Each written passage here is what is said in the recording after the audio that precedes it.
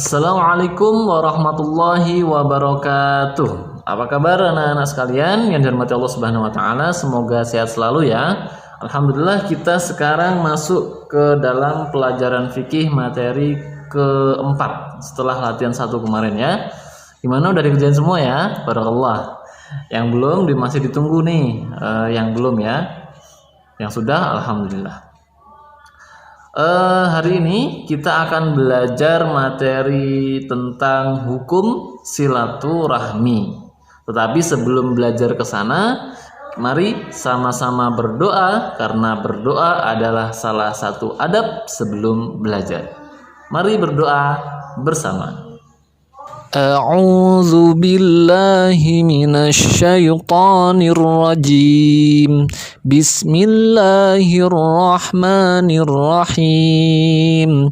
Allahumma anfa'na bima 'allamtana wa 'allimna ma yanfa'una wa zidna 'ilman nafi'a. Rabbi zidna 'ilma warzuqna fahma birahmatika ya arhamar rahimin. Qala Allah Ta'ala Al-yawma akmaltu lakum dinakum wa atmamtu alaikum ni'mati wa raditu lakumul islam dina. Artinya, pada hari ini telah aku sempurnakan untukmu agamamu dan telah aku cukupkan nikmatku untukmu dan telah aku ridhai Islam sebagai agama bagimu. Quran Surat Al-Maidah ayat 3. Hari ini kita akan belajar tentang hukum silaturahmi atau silaturahim. Sama saja ya, silaturahmi atau silaturahim itu sama saja. Di bahasa Arab disebut dengan silaturahim, bahasa Indonesia, orang-orang Indonesia biasanya menyebutnya dengan silaturahmi, sama saja. Nah, apa itu silaturahim? Silaturahim berasal dari 2 kata, yaitu silah, as-silatu, silatu, dan ar-rahim, silaturrahim. Silah artinya hubungan, rahim artinya rahim. Maknanya adalah hubungan rahim. Jadi hubungan yang berdasarkan hubungan rahim, yaitu hubungan keibuan, hubungan satu ibu. Dan orang-orang seperti ini disebut keluarga atau kerabat. Siapa saja mereka? Kita urutkan ya. Kalau ke atas, maka hubungan rahimnya, silaturahimnya adalah ke ibu, nenek, kakek, kemudian buyut, ke atas. Ada ayah, kakek, nenek, dan kemudian ke atas lagi. Itu ke atas ya, ke atas. Kemudian ke bawah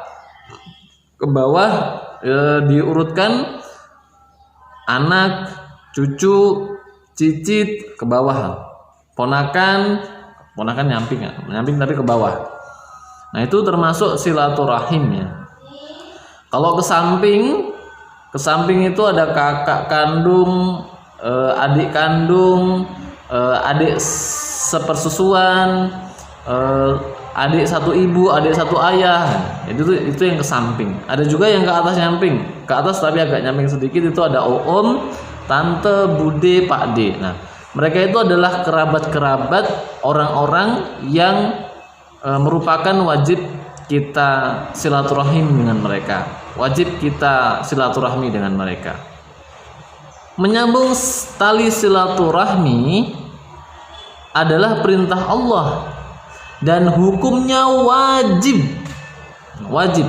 Maka orang-orang yang memutus tali silaturahim, tidak mau menyambung tali silaturahmi dengan keluarganya, kerabatnya, maka dia berdosa. Bahkan termasuk dosa yang besar.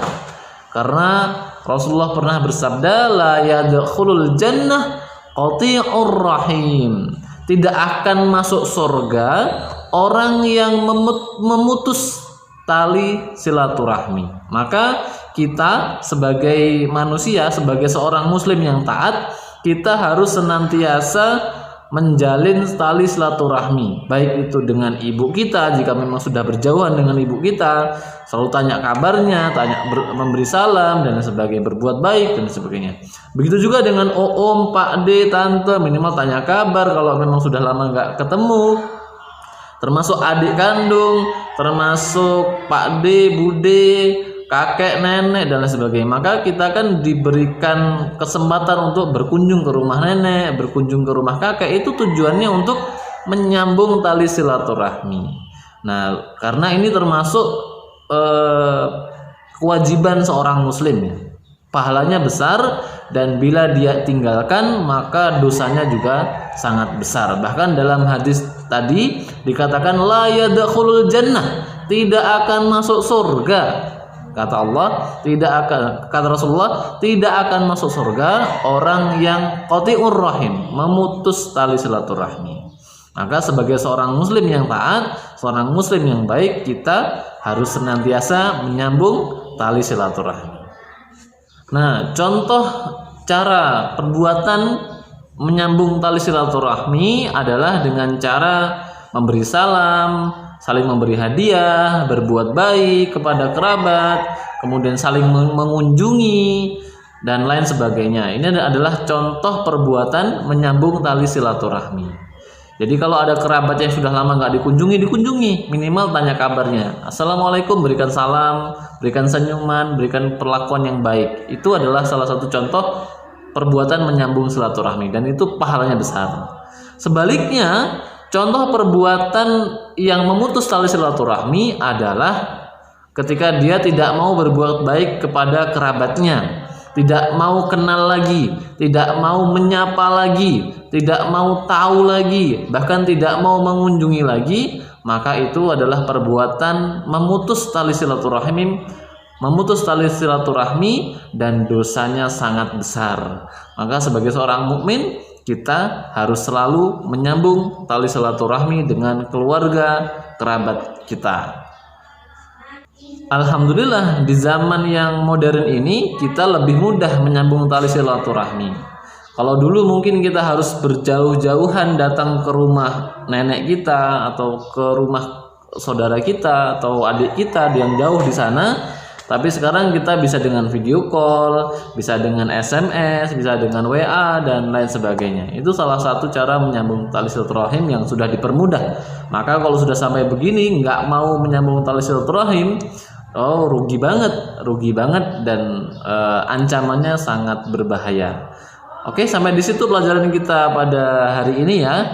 Tetap semangat belajar dan ingat hari ini kita belajar tentang hukum silaturahmi. Barakallahu fikum.